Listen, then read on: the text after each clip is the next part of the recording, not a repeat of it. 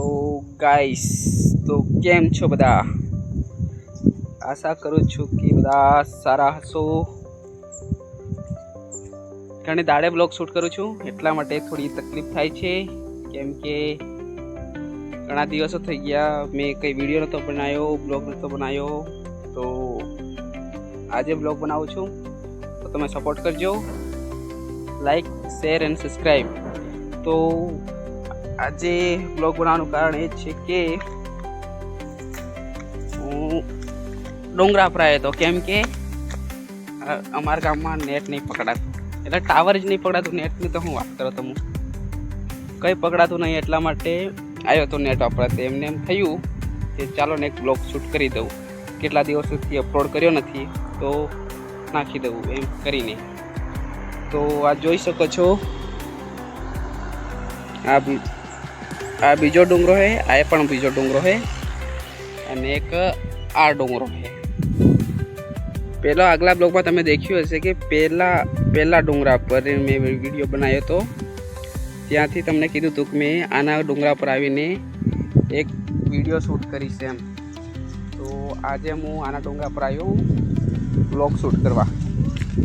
તો કેવો લાગે છે બ્લોગ કોમેન્ટ કરજો, અને સારો લાગે તો લાઈક કરજો, સબસ્ક્રાઈબ કરજો, અને શેર પણ જરૂરથી કરતા રહેજો. અહીંથી નવલી નદી નહીં દેખાતી, આની પેલી સાઈડ નદી જાય છે, એ દેખાતી નહીં. તમને આશા હશે સારા જ હશો, ખાતા પીતા હશો ઘરમાં.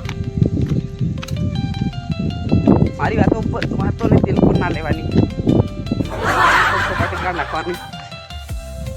મારા શબ્દોને પઢો, મારા શબ્દોને પણ ના લેવાના મન પર.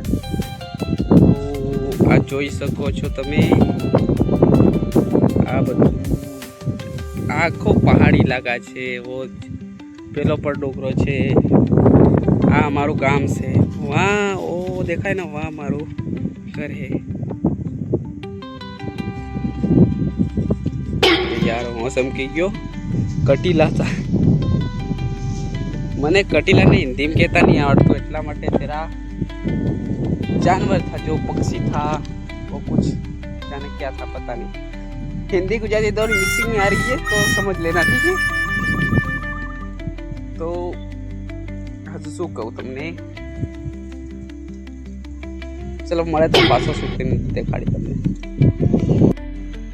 તો મિત્રો હું બ્લોગની એન્ડ કરતો હતો, પણ પછી યાદ આવ્યું કે થોડીક આટલો નાનો બ્લોગ કેમ માટે અપલોડ કરો, થોડો મોટો બ્લોગ અપલોડ કરી જવું એમ.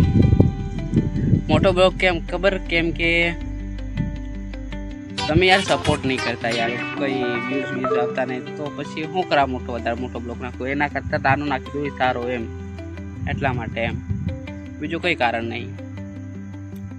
તો ગાઈસ સપોર્ટ કરો, લાઈક કરો, તમને જેટલો સપોર્ટ કરો એટલા માટે સારું એમ. બીજું તો શું, કંઈ નહીં. મળશું બીજા બ્લોગમાં, ત્યાર સુધી રામ રામ, બાય બાય.